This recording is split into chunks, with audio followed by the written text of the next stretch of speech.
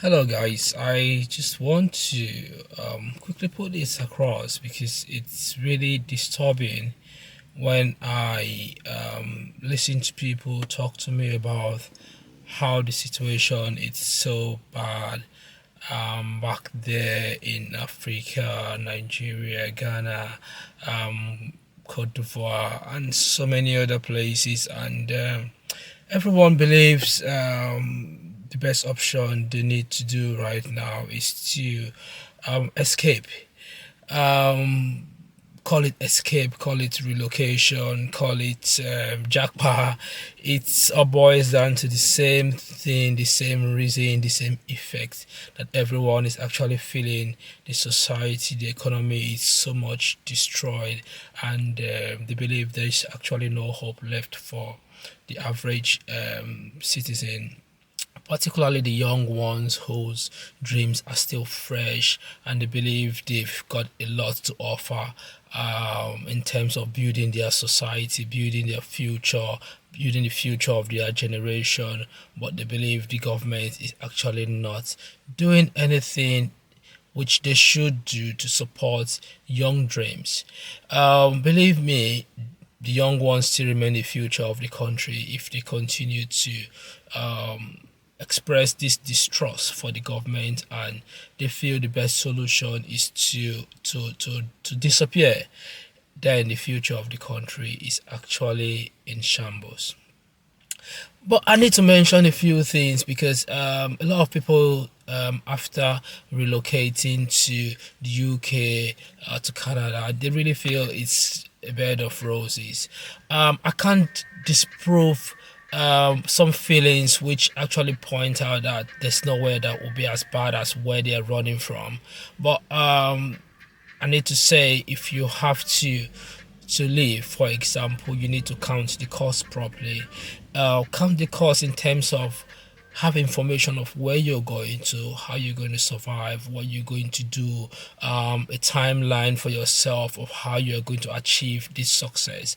A lot of people don't know that if you travel to the Western world, for example, you need to have something to offer for you to be able to survive there. It could be a trade, it could be something that you know you are good at, and you have to make a survey first of all to be sure that wherever you're going to will be able to support you, will be able to offer that thing that you think you are coming with.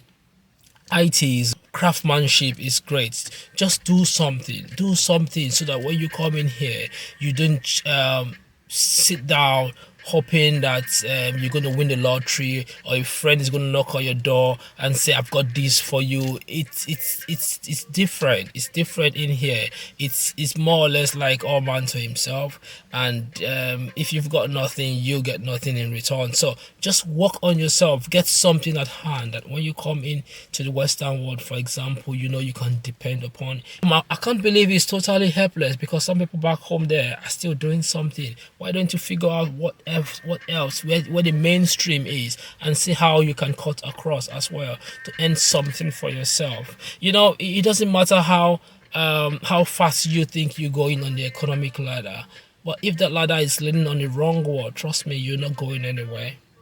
Yes, you're not going anywhere once the ladder is leaning on the wrong wall. If traveling to the Western world, to UK and Canada, is not where you belong, trust me, your ladder is leaning on the wrong wall. And if you venture to come in there, you might be frustrated. It's possible that your ladder is leaning on the right wall on a business platform back there in Nigeria, and you already have it in your hand, but because you're thinking it's better off out there without counting the cost, you venture into it. Trust me, I've seen a lot of people being frustrated.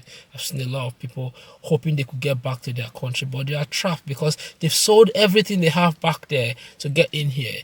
And right in here, they're not making anything because they've come in with children, they come in with wife, with family. It's really, really disappointing and disheartening. Do not give up. Every little thing you do every day, every little opportunity you've got every day, maximize it, take advantage of it, see the best you can make out of it. It is not completely useless.